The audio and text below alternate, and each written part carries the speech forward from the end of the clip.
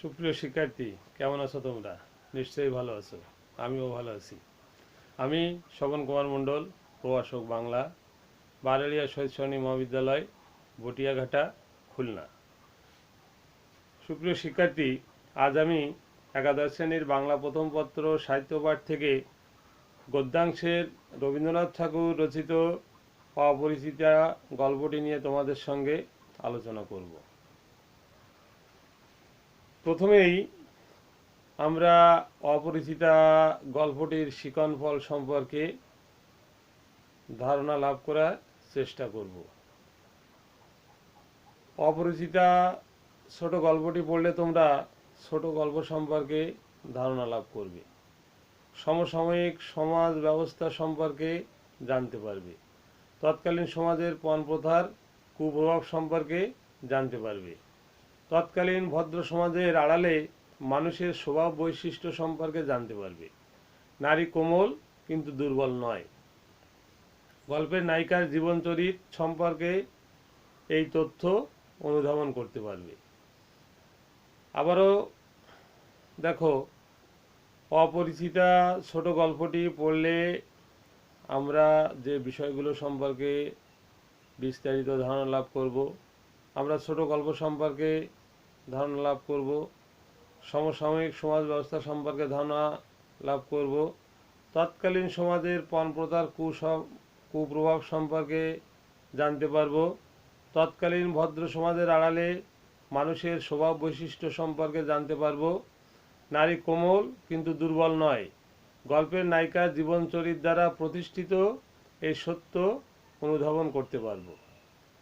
সুপ্রিয় শিক্ষার্থী, আমরা মূল গল্প আলোচনার আগে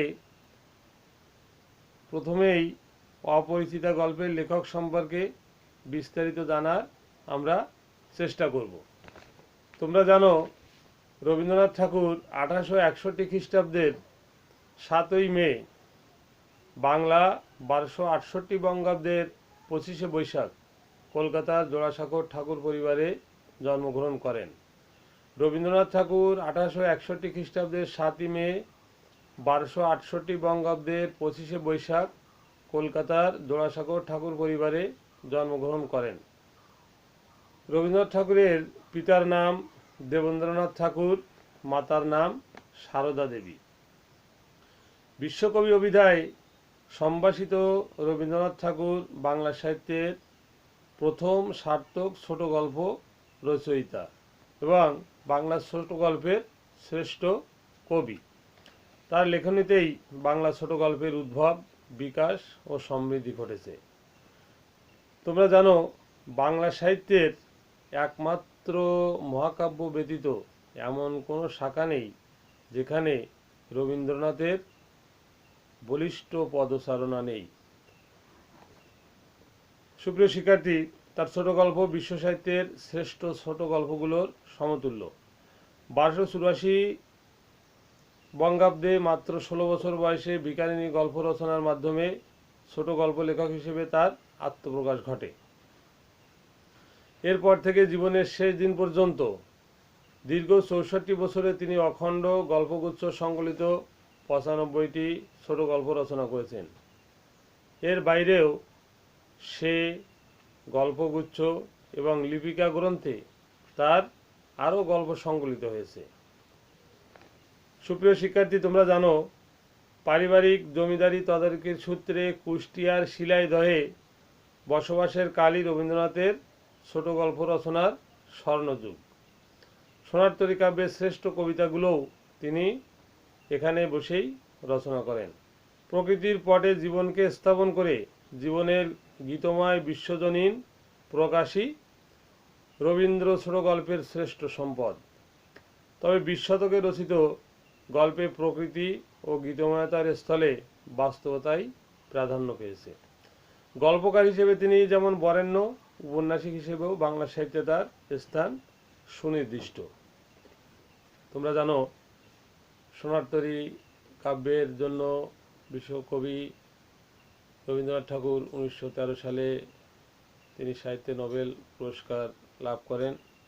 বরেণ্য বাংলা সাহিত্যের এই শ্রেষ্ঠ সম্পদ, শ্রেষ্ঠ উপন্যাসিক, সাহিত্যিক, কবি 1941 খ্রিস্টাব্দের 7ই আগস্ট 1348 বঙ্গাব্দের 22 শ্রাবণ জোড়াসাঁকো ঠাকুর বাড়িতে শেষ নিঃশ্বাস ত্যাগ করেন।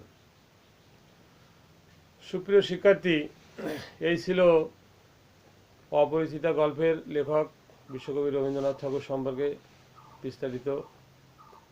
এবারে আমরা জানব ছোট গল্প কাকে বলে। সুপ্রিয় শিক্ষার্থী, তোমরা জানো আমেরিকার বিখ্যাত লেখক এডগার অ্যালান পো ছোট গল্প সম্পর্কে অভিমত প্রকাশ করেছেন যে গল্প অর্ধ থেকে 1 বা 2 ঘন্টার মধ্যে এক নিঃশ্বাসে পড়ে শেষ করা যায়। যে গল্প অর্ধ থেকে 1 বা 2 ঘন্টার মধ্যে এক নিঃশ্বাসে পড়ে শেষ করা যায় তাকে ছোট গল্প বলে। প্রখ্যাত সাহিত্যিক প্রমথ চৌধুরীর মতে ছোট গল্প ছোট এবং গল্প হতে হবে। ছোট গল্পের বৈশিষ্ট্যের পরিচয় কবিগুরু রবীন্দ্রনাথের কবিতার স্পষ্টভাবে ফুটে উঠেছে।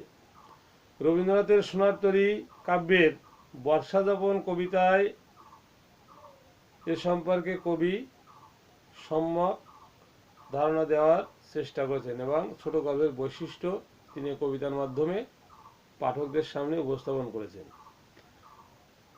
ছোট প্রাণ, ছোট ব্যথা, ছোট ছোট দুঃখ কথা, নিতান্তই সহজ সরল, সহস্র বিস্মৃতি রাশি, প্রত্যহ যেতেছে ভাসি, তারই 2-4টি অশ্রু জল, নাহি বর্ণনার ছটা, ঘটনার ঘন ঘটা, নাহি তত্ত্ব নাহি উপদেশ, অন্তরে অতৃপ্তি রবে, সাঙ্গ করি মনে হবে, শেষ হয়েও হইল না শেষ। সুপ্রিয় শিক্ষার্থী, ছোট গল্পের বৈশিষ্ট্য আমরা উপরে যে 2টি সংজ্ঞা দেখেছি সেই সংজ্ঞার আলোকে রবীন্দ্রনাথ ঠাকুর তার সোনার তরী কাব্যের বর্ষাযাপন কবিতায় যে বৈশিষ্ট্য তুলে ধরেছেন সেখানে খেয়াল করলেই বুঝতে পারবে ছোট গল্পের মূল বৈশিষ্ট্যগুলো কি।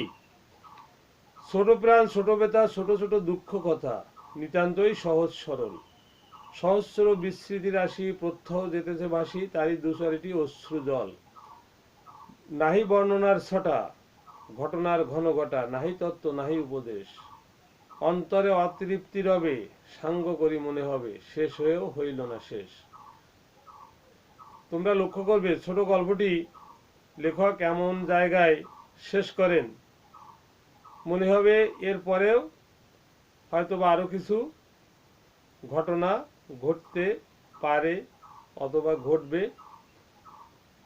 যেখানে শেষ হলো গল্পটি পড়ে শেষ করার পরেও মনে হবে গল্পটি শেষ হয় নাই।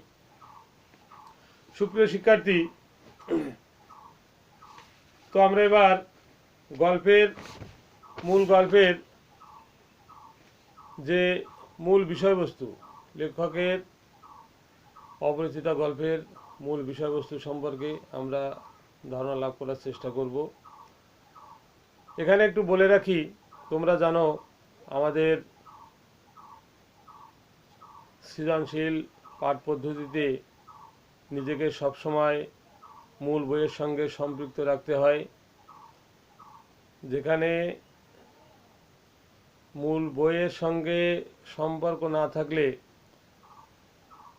যে কোনো বিষয় সম্পর্কে সম্যক ধারণা লাভ করতে নিজেকে তোমরা ব্যর্থ করবে। অতএব তোমরা মূল বইয়ের সিলেবাস অনুযায়ী বিষয়বস্তুটা বাড়িতে বারবার অনুশীলন করবে। সুপ্রিয় শিক্ষার্থী, অপরিচিতা প্রথম প্রকাশিত হয় প্রমথ চৌধুরী সম্পাদিত মাসিক সবুজপত্র পত্রিকায় 1321 বঙ্গাব্দের কার্তিক সংখ্যায়। এটি প্রথম গ্রন্থভুক্ত হয় রবীন্দ্র গল্পের সংকলন গল্প সপ্তকে এবং পরে গল্পগুচ্ছ 3য় খণ্ডে। অপরিচিতা গল্পে অপরিচিতা বিশেষণের আড়ালে যে বলিষ্ঠ ব্যক্তিত্বের অধিকারী নারীর কাহিনী বর্ণিত হয়েছে তোমরা জানো তার নাম কল্যাণী, আমাদের অপরিচিতা গল্পের নায়িকা। অমানবিক যৌতুক প্রথার নির্মম বলি হয়েছে এমন নারীদের গল্প ইতিপূর্বে রচনা করেছিলেন রবীন্দ্রনাথ, কিন্তু এই গল্পেই প্রথম যৌতুক প্রথার বিরুদ্ধে নারী পুরুষের সম্মিলিত প্রতিরোধের কথকতা শোনালেন তিনি। এ গল্পে পিতা শম্ভুনাথ সেন এবং কন্যা কল্যাণীর স্বতন্ত্র ভিক্ষা ও আচরণের সমাজে গেড়ে বসা ঘৃণ্য যৌতুক প্রথা প্রতিরোধের সম্মুখীন হয়েছে। পিতার বলিষ্ঠ প্রতিরোধ এবং কন্যা কল্যাণীর আত্মচেতনায় হৃদ্য ব্যক্তিত্বের জাগরণ ও তার অভিব্যক্তিতে গল্পটি সার্থক। অপরিচিতা উত্তম পুরুষের জবানিতে প্রচারিত একটি ছোট গল্প।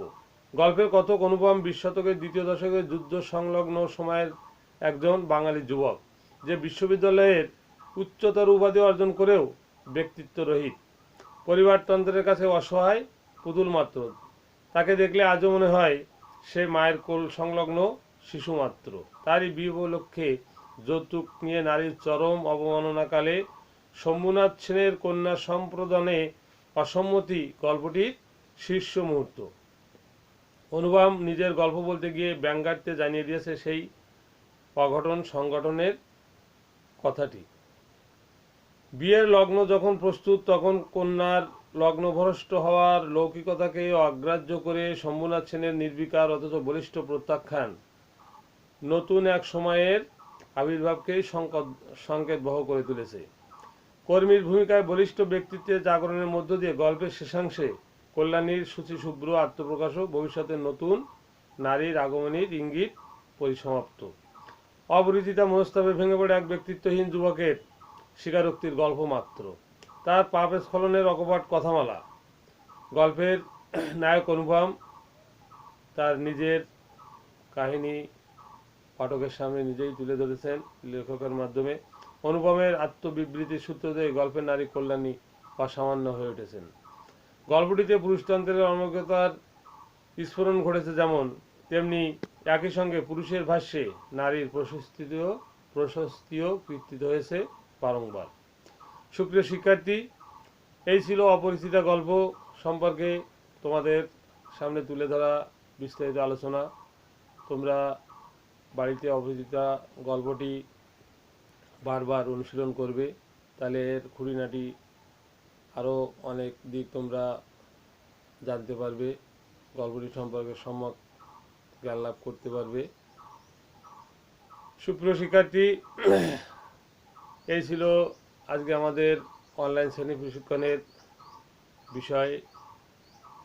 আমরা পরবর্তীতে আবারও আর একটা বিষয় নিয়ে তোমাদের সঙ্গে বিস্তারিত আলোচনা করব। ততক্ষণে তোমরা সুস্থ থাকবে, ভালো থাকবে, নিজেকে সুরক্ষিত রাখবে এবং সর্বোপরি নিজেকে মাদক মুক্ত রাখবে। তোমাদেরকে আবারও শুভেচ্ছা জানিয়ে আজকের অনলাইন শ্রেণী প্রশিক্ষণের এখানেই সমাপ্তি ঘোষণা করছি। সবাইকে ধন্যবাদ।